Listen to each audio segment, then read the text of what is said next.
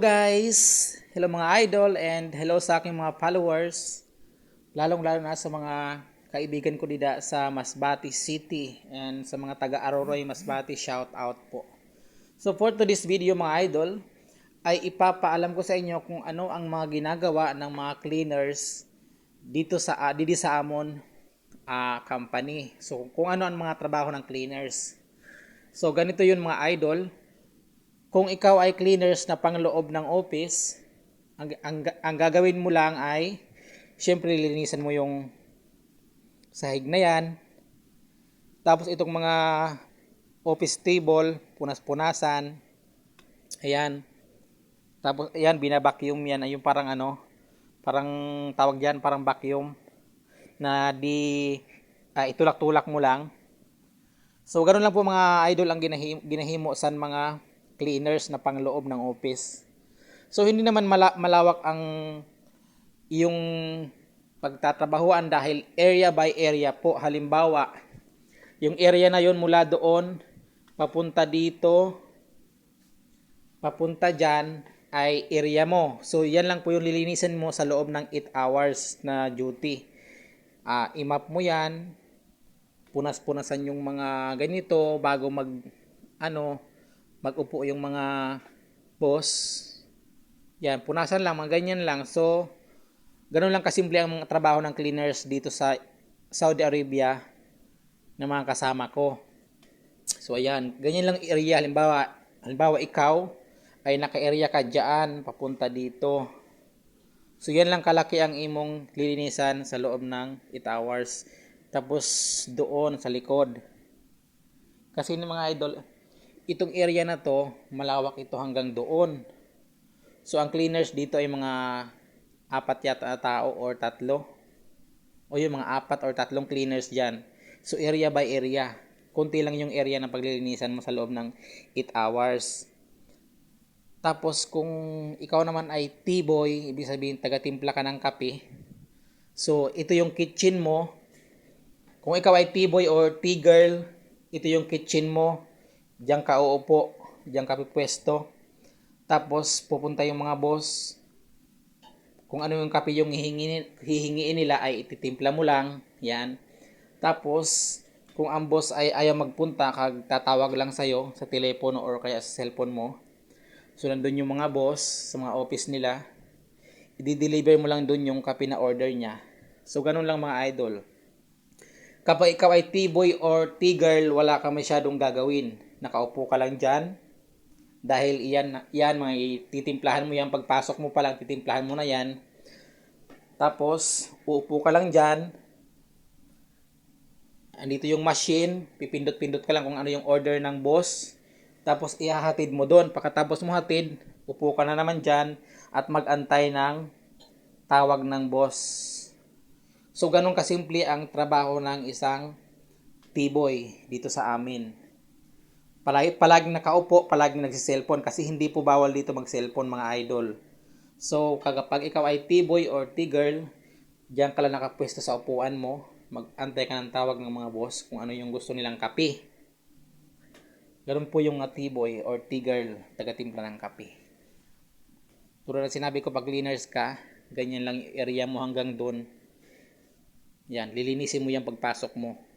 Pag start ng trabaho, lilinisin mo yan. Pero hindi ka 8 hours magtatrabaho. So, siyempre pag natapos mo na yan, wala nang dumi. So, pasimple ka niya mag-cellphone. O kung ano yung gagawin mo na personal mong gagawin. So, yun lang mga idol. Hindi ka nakatrabaho palagi sa loob ng 8 hours. Yun. Okay? So, ulitin ko lang. Hindi ka magtatrabaho ng 8 hours. 8 hours yung trabaho, ang duty, pero hindi ka 8 hours magtatrabaho. Pwede kang maupo, pwede kang kung anong gagawin mo pagtapos ka na maglinis. So, ipapakita ko sa inyo mga idol ang trabaho ng cleaners panlabas. Yung mga ibang lahi, no, kasi lahat kasi na Pilipino ay pangloob. Tapos yung ibang lahi panglabas. So, ipapakita ko sa inyo ang trabaho ng ibang lahi na panlabas kay may ginagawa sila sa labas.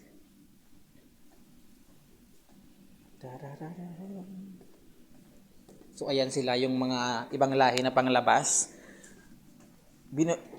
binubumbit nila ng tubig yung parking area at yan o, init. So ayan yung mga cleaners panlabas. Inaano nila yan. Uy. Nilinisan niya yung sahig kasi malikabok kaya inaano nila ng tubig.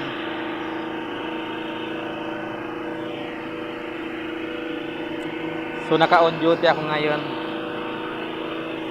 Fi. Water. Fi. Tal.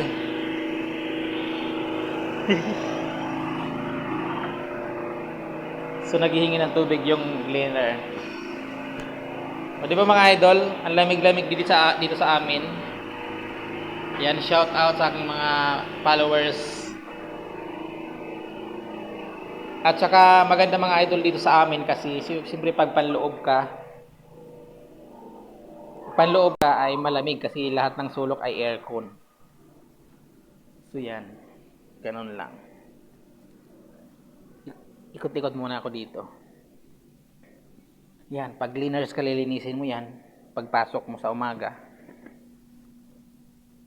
Ayan, linisin mo yan.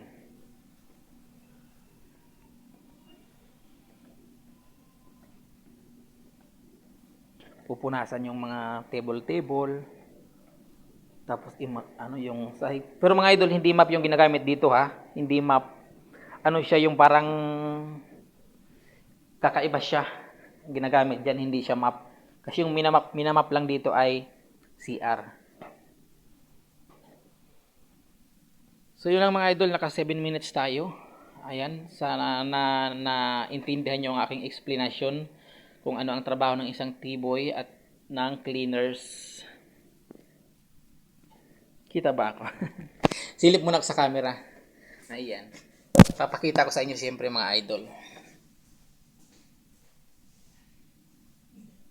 Welcome to my channel. Ngayong hapon, shout out.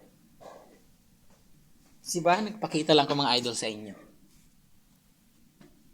Ang ginagawa ko dito, nagro-robing lang ako kasi walang mga boss.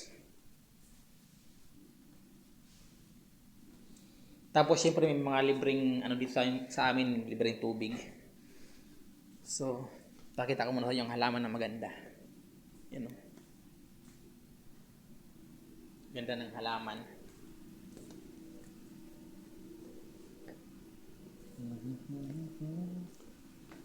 Oh.